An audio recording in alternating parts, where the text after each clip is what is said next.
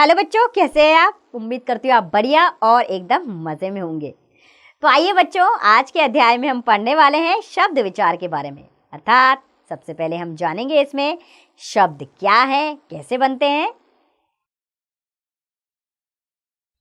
तो बच्चों, जिस प्रकार पुर्जों को जोड़कर खिलौने बनाए जाते हैं, यानी कि तैयार किए जाते हैं, उसी प्रकार वर्णों को जोड़कर शब्द बनाए जाते हैं। अर्थात किसी की भाषा को जानने के लिए हमें उसकी भाषा की जानकारी होनी ज़रूरी है। उसके बाद हम उनके वर्णों को सीखते हैं, और जब हम वर्णों को सीख जाते हैं तब उन वर्णों को जोड़ जोड़कर हम शब्द बनाते हैं। जैसे म जमा ओ जमा र जमा अ, क्या बना? मोर। इन वर्णों को मिलाया हमने, शब्द बना मोर। भ जमा आ जमा ल जमा उ, भालू। सामने हमारे ये चित्र दिए गए हैं। तो ये जो चित्र हैं हमारे सामने, मोर और भालू, इनके वर्णों को जोड़कर बने हैं। हमने इसमें चार चार वर्ण जोड़े और ये दोनों शब्द तैयार हो गए। ये शब्द अपना एक निश्चित अर्थ प्रकट कर रहे हैं। अर्थात जब मैंने मोर बोला, आपके दिमाग में आ गया मैं किस पक्षी की बात कर रही। भालू बोला तो आपके दिमाग में आ गया कि मैं कौन से पशु की बात कर रही हूँ। अर्थात इनका एक निश्चित अर्थ है जो आपको समझ में आता है। अर्थात दो या दो से अधिक वर्णों के मेल से बनने वाले सार्थक वर्ण समूह को शब्द कहते हैं। अर्थात सार्थक का अर्थ क्या है? अर्थात वे वर्ण समूह जिनका कोई अर्थ होता है, वे ही शब्द कहलाते हैं। आइए शब्दों के वर्गीकरण की ओर बढ़ें। तो बच्चों, शब्दों का वर्गीकरण चार आधारों पर किया जाता है। पहला है उत्पत्ति के आधार पर, दूसरा रचना के आधार पर, तीसरा अर्थ के आधार पर और चौथा है प्रयोग के आधार पर। आइए एक एक करके इन्हें भी विस्तार पूर्वक जानें। सबसे पहले जानेंगे हम उत्पत्ति के आधार पर शब्द की रचना। तो बच्चों, उत्पत्ति के आधार पर शब्दों के चार भेद होते हैं: तत्सम शब्द, तद्भव शब्द, देशज शब्द और विदेशी शब्द। तो सबसे पहले पढ़ते हैं तत्सम शब्द क्या है। बच्चों, संस्कृत के जो शब्द अपने मूल रूप में हिंदी भाषा में प्रयोग किए जाते हैं तत्सम शब्द कहलाते हैं। जैसे सर्प, ग्राम, सूर्य, प्रथम, कार्य आदि।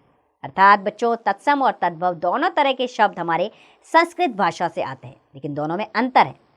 तत्सम शब्द वे शब्द होते हैं जो संस्कृत से ज्यों के त्यों हिंदी भाषा में ले लिए गए, अर्थात इसमें कोई परिवर्तन नहीं किया गया, वे ही शब्द तत्सम शब्द होते हैं। अगर आपने उन संस्कृत शब्दों में थोड़ा परिवर्तन करके हिंदी में प्रयोग किया तब वे तद्भव शब्द कहलाते हैं। कौन से शब्द?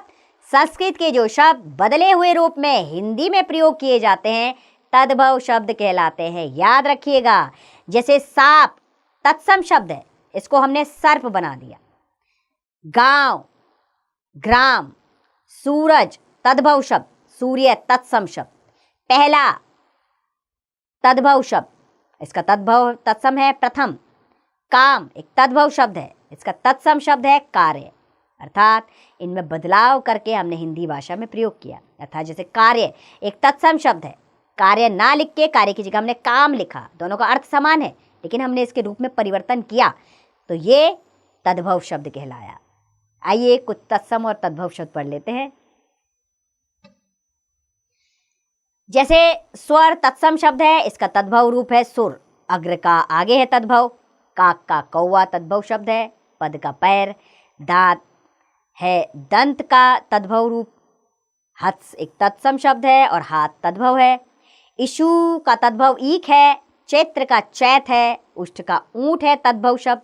सत्य का सच है और पंच का पांच। नयन का तद्भव है नैन और मूर्ख का मूरख। भ्राता का तद्भव है भाई। इसी तरह प्रस्तर एक तत्सम शब्द है, इसका तद्भव शब्द है पत्थर। स्तंभ का खंबा, घृत का घी, अग्नि का आग, दुग्ध का दूध, मयूर का मोर। ग्रह का घर है तत्सम शब्द, तद्भव बना इसका। पुत्र का पूत है और कर्ण का कान है तद्भव शब्द।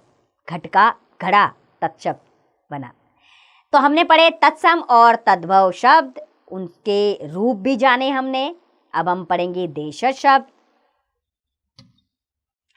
वे शब्द जो भारत की अन्य भाषाओं के प्रभाव के कारण हिंदी में प्रयोग किए जाते हैं। अर्थात वे शब्द जो भारत की भाषाओं से ही निकल कर आए हैं देशज शब्द कहलाते हैं। जैसे घोंसला, खिचड़ी, पगड़ी, पैंट, थैला, डिबिया आदि। ये हमारी भाषा के आम बोलचाल के शब्द होते हैं। इनका प्रयोग हम अपनी हिंदी भाषा में करते हैं। तो ये देशज शब्द कहलाते हैं, अर्थात देश में ही उत्पन्न होने वाले शब्द। और चौथे तरह के शब्द होते हैं विदेशी शब्द। बच्चों, वे शब्द जो अन्य भाषाओं यानी कि अन्य विदेशी भाषाओं से हिंदी भाषा में आए हैं, वे विदेशी शब्द कहलाते हैं। जैसे हम बहुत सारे विदेशी भाषाओं का शब्दों का प्रयोग करते हैं। जैसे अंग्रेजी शब्द करते हैं हम, जैसे television, pencil, teacher, operation, computer, frock, skirt, tax आदि। इसी तरह और भी कई हम अंग्रेजी शब्दों का प्रयोग करते ही रहते हैं अपनी हिंदी भाषा में। ऐसे अरबी शब्द आते हैं जैसे वकील है, तूफान, मरीज, अखबार, इंतज़ाम, मुकदमा, कायदा आदि। फारसी शब्दों का भी प्रयोग होता है हिंदी भाषा में, जैसे कि कारोबार, आसमान, बीमार, खुशामद, खून, शादी, तनख्वाह आदि। और पुर्तगाली शब्द भी प्रयोग में आते हैं, जैसे कुछ पुर्तगाली शब्द है इस्पात, संतरा, बाल्टी, अलमारी, ऑलपिन, गिरजा आदि। और कुछ तुर्की शब्दों का भी प्रयोग करते हैं हम, जैसे कुर्ता, चौक, तोप, उर्दू, कुली, तमंचा आदि। इन सब विदेशी भाषाओं का प्रयोग हमारी हिंदी भाषा में किया जाता है, क्योंकि हिंदी को एक दयालु भाषा माना जाता है, अर्थात Hindi is a very kind language. सारी विदेशी भाषाओं के शब्दों को हमने अपने शब्दकोश में ग्रहण कर लिया है। एकता में बिलीव करते हैं हम लोग। तो ये थे हमारे विदेशी शब्द। आइए अब जाने रचना के आधार पर शब्दों के भेद।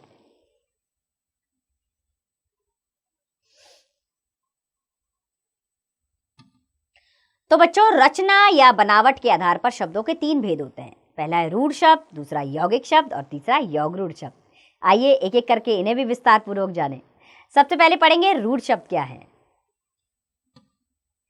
तो बच्चों, वे शब्द जिनके टुकड़े नहीं किए जा सकते और यदि टुकड़े कर भी दिए जाएं तो उनका कोई निश्चित अर्थ नहीं निकलता, वे रूढ़ शब्द कहलाते हैं। अर्थात इनके अगर आप टुकड़े करेंगे तो उनका कोई अर्थ नहीं आएगा। जैसे एक शब्द है घर। घर के हमने टुकड़े किए, घ और र को अलग किया, तो घ का तो कोई अर्थ ही नहीं है, ये तो वर्ण है, वर्ण का कोई अर्थ नहीं होता। र का कोई अर्थ नहीं है। कवि, क और वी अलग किया। बुद्धि, बू और दी अलग किया। चाबी, चा और बी अलग किया। तो अलग अलग इनका कोई अर्थ बनेगा ही नहीं। जब हम इन्हें इकट्ठा करेंगे तब जाके कोई अर्थ बनेगा। इस तरह के शब्द रूढ़ शब्द कहलाते हैं। जिनको अलग करें, जिनके टुकड़े किए तो कोई अर्थ नहीं निकलेगा। दूसरे तरह के शब्द होते हैं यौगिक शब्द। वे शब्द जो दो अलग अलग अर्थ रखने वाले शब्दों के मेल से बनते हैं। अर्थात दो अलग अलग शब्द होंगे जिनका अपना कोई अर्थ होगा और दोनों अपने आप में मिलेंगे और एक नए शब्द का निर्माण करेंगे, वे यौगिक शब्द कहलाते हैं। जैसे सेनापति, इसमें सेना का भी अपना ही अर्थ होता है और पति का भी अपना अर्थ होता है। रसोई घर, रसोई जमा घर, दोनों का अलग अलग अर्थ है। पाठशाला, पाठ और शाला, दोनों का अपना अलग अलग अर्थ है और दोनों इकट्ठे मिलकर एक नए शब्द का निर्माण कर देते हैं। ये ऐसे शब्द यौगिक शब्द कहलाते हैं। तीसरे है यौगरूढ़ शब्द। वे शब्द जो दो या दो से अधिक शब्दों के मेल से बनते हैं और अपने साधारण अर्थ को छोड़कर एक विशेष अर्थ प्रकट करते हैं, यौगरूढ़ शब्द कहलाते हैं। जैसे पीतांबर, पीत जमा अंबर, अर्थात किसी तीसरे अर्थ की ओर इशारा, यानी कि पीले अंबर है जिसके अर्थात श्री कृष्ण। लंबोदर, लंबा जमा उदर, अर्थात जिसका उदर है लंबा, किसका? श्री गणेश। जलज, जल जमा जो, अर्थात जल में पैदा होने वाला, कौन? कमल। अब आते हैं हम अर्थ के आधार पर शब्दों के भेद पर। तो बच्चों, अर्थ के आधार पर शब्दों के 2 भेद होते हैं, सार्थक शब्द और निरर्थक शब्द। सबसे पहले पढ़ेंगे हम सार्थक शब्द के विषय में। तो बच्चों, जिन शब्दों का कोई निश्चित अर्थ होता है उन्हें सार्थक शब्द कहते हैं। जैसे चित्र, ताजमहल, पुस्तक, शेर आदि। मैंने ये शब्द आपके सामने पढ़े तो आपको समझ में आ गया। मेरे बोलते ही आप समझ गए होंगे कि चित्र शब्द का क्या मतलब है, ताजमहल शब्द का क्या मतलब है, पुस्तक, शेर, इन शब्दों का क्या अर्थ है, ये आप समझ गए। ये सब शब्द सार्थक शब्द कहलाते हैं। तो सार्थक शब्दों के 6 भेद होते हैं। एकार्थी शब्द, अनेकार्थी शब्द, पर्यायवाची शब्द, विलोम शब्द, श्रुति सम भिन्नार्थक शब्द और अनेक शब्दों के लिए एक शब्द। आगे विस्तार पूर्वक आप इनके बारे में जानेंगे।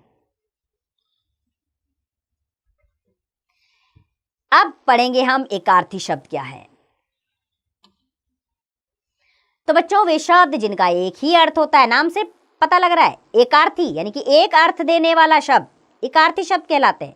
जैसे आभूषण गहना है इसका अर्थ, कथा, कथा का अर्थ होता है कहानी, चंद्रमा का अर्थ होता है चांद, इसके अलावा इसका कोई और अर्थ नहीं होता। दूसरे होते हैं अनेकार्थी शब्द।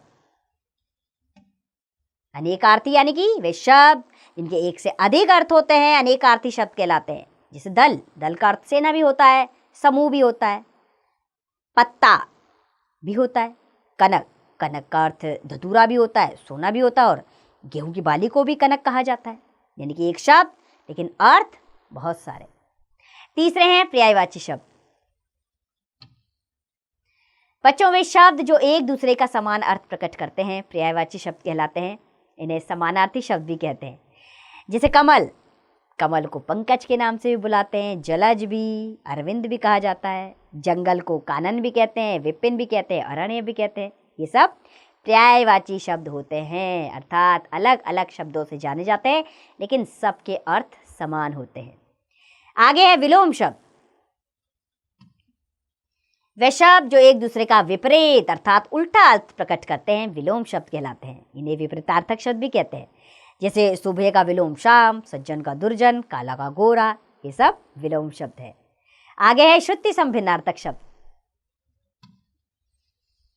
वे शब्द जो सुनने में तो लगभग समान लगते हैं किंतु उनके अर्थ भिन्न भिन्न होते हैं, श्रुति संभिन्नार्थक शब्द कहलाते हैं। जैसे कुल का अर्थ होता है वंश और कूल भी होता है, किनारा भी होता है इसका अर्थ, उसका दिन होता है, दिन का दिवस, दीन भी कहा जाता है, और गरीब भी होता है इसका अर्थ। यानी कि सुनने में एक जैसे लेकिन अर्थ में भिन्नता होती है। और छठे नंबर पे आते हैं अनेक शब्दों के लिए एक शब्द, अर्थात बहुत लंबा चौड़े शब्द ना लिखकर उसका इस्तेमाल एक ही शब्द में कर दिया जाता है। वे शब्द जो अनेक शब्दों के स्थान पर प्रयोग किए जाते हैं अनेक शब्दों के लिए एक शब्द कहलाते हैं। जैसे दूर की सोचने वाला, इतना लंबा ना लिख के हम सीधा बोल देते हैं दूर, वो तो दूरदर्शी है। मधुर भाषा बोलने वाला मृदुभाषी, वह मृदुभाषी है। तो ये है अनेक शब्दों के लिए एक शब्द। अब हम जानेंगे निरर्थक शब्द के विषय में। ये सारे हमारे सार्थक शब्द थे। अब दूसरे तरह के शब्द होता है निरर्थक, निरर्थक यानी कि बिना अर्थ वाले, अर्थात जिन शब्दों का कोई अर्थ नहीं होता उन्हें निरर्थक शब्द कहते हैं। जैसे मकल, वाना, खट आदि। ये शब्द मैंने आपके सामने बोले, आपको इनका अर्थ समझ में नहीं आया होगा। जैसे मकल, वाना, खट कोई अर्थ है ही नहीं, इसीलिए निरर्थक शब्द कहलाए जाते हैं। लेकिन बच्चों याद रखने वाली बात है कि निरर्थक शब्दों का प्रयोग सार्थक शब्दों के साथ किया जाता है, तब ये सार्थक हो जाते हैं। जैसे चाय, वाय, चाय का तो अर्थ है, वाय का कोई अर्थ नहीं है, लेकिन सार्थक शब्द के साथ लगने पर इसका भी अर्थ बनता है। अब याद रखने वाली बात है इसमें कि वाक्यों में कई बार निरर्थक शब्दों का प्रयोग सार्थक शब्दों के रूप में किया जाता है। जैसे मैंने अभी बताया, जैसे खट एक निरर्थक शब्द है परंतु वाक्य में लिखने पर वह सार्थक शब्द बन जाता है। जैसे खटमल मत करो या खटखट मत करो, इस वाक्य में खट शब्द सार्थक बन गया। ध्यान रहे कि व्याकरण में केवल सार्थक शब्दों का ही अध्ययन किया जाता है, निरर्थक शब्दों का भी प्रयोग होता है सार्थक शब्दों के साथ। चलिए अब चौथे नंबर पे आते हैं प्रयोग के आधार पर शब्दों के भेद। तो प्रयोग के आधार पर शब्दों के दो भेद होते हैं, विकारी शब्द और अविकारी शब्द। सबसे पहले पढ़ेंगे हम विकारी शब्द। विकार यानी परिवर्तन। वे शब्द जिनका रूप, लिंग, वचन, कारक और काल के कारण बदल जाता है उन्हें विकारी शब्द कहते हैं। ये 4 प्रकार के होते हैं, संज्ञा, सर्वनाम, विशेषण और क्रिया। तो आइए जाने। जैसे विकारी शब्द है नदी, संज्ञा है, इसका परिवर्तित रूप है नदियाँ, नदियों, इस तरह भी लिखा जाता है इसको, विकारी है ना, परिवर्तन होता है। मैं एक सर्वनाम शब्द है, परिवर्तित करके मेरा भी हो सकता है, हम भी लिखा जाता है, हमारा भी लिखा जाता है। अच्छा एक विशेषण शब्द है, इसका परिवर्तित रूप यानी कि अच्छी भी लिखा जाता है, अच्छे भी लिखा जाता है। खाएगा ये क्रिया शब्द है, इसको खाएगी भी लिखेंगे, खाएगा भी लिखेंगे और खाएंगे भी लिखेंगे। अर्थात इन्हें अलग अलग तरीके से लिखा जा सकता है, इसीलिए ये विकारी शब्द कहलाते हैं, अर्थात इनमें परिवर्तन होता है। दूसरे तरह के शब्द होते हैं अविकारी शब्द। अविकारी, अ जमा विकार, अ यानी कि ना होना, यानी कि जिसमें परिवर्तन ना हो, वे शब्द जिनका रूप लिंग, वचन, कारक और काल के कारण नहीं बदलता है, उन्हें अविकारी शब्द कहते हैं। ये 4 प्रकार के होते हैं: क्रिया विशेषण, संबंध बोधक, समुच्चय बोधक और विस्मयादि बोधक। 4 प्रकार के हमारे अविकारी शब्द हैं। जैसे कि क्रिया विशेषण है कम, उधर, दिन भर, प्रातः, शायद, बिल्कुल आदि। अर्थात इन शब्दों को हम किसी भी संज्ञा के अंदर रखें, विशेषण में ले आए, सर्वनाम में ले आए, लेकिन ये लिंग, वचन, कारक के आधार पर ये नहीं बदलेंगे। जैसे संबंध बोधक शब्द है के निकट, के सामने, की अपेक्षा, के साथ, के खिलाफ आदि। समुच्चय बोधक शब्द हैं जैसे क्योंकि, ताकि, और, इसलिए, अथवा, अर्थात आदि।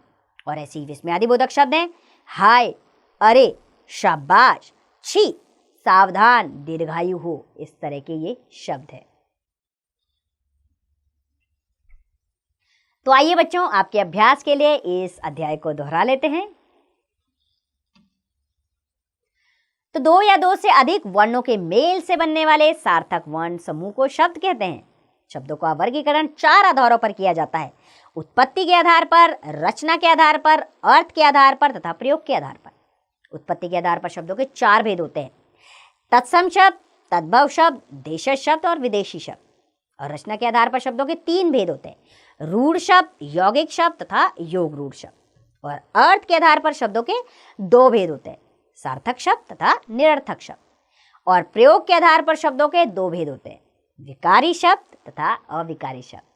और अविकारी शब्द 4 प्रकार के होते हैं: क्रिया विशेषण, संबंध बोधक, समुच्चय बोधक और विस्मयादि बोधक। तो उम्मीद करती हूँ बच्चों यह अध्याय आपको अच्छे से समझ आया होगा। आपने इसमें शब्द विचार के बारे में जाना, आपने जाना शब्द कौन कौन से होते हैं, किस तरह से उन्हें अपनाया जाता है। अब इसका अभ्यास कार्य आपने लगातार करना है ताकि आपको इस अध्याय को और अच्छे से समझने में कोई कठिनाई ना हो। अब इसका अभ्यास कार्य आप स्वयं कीजिए।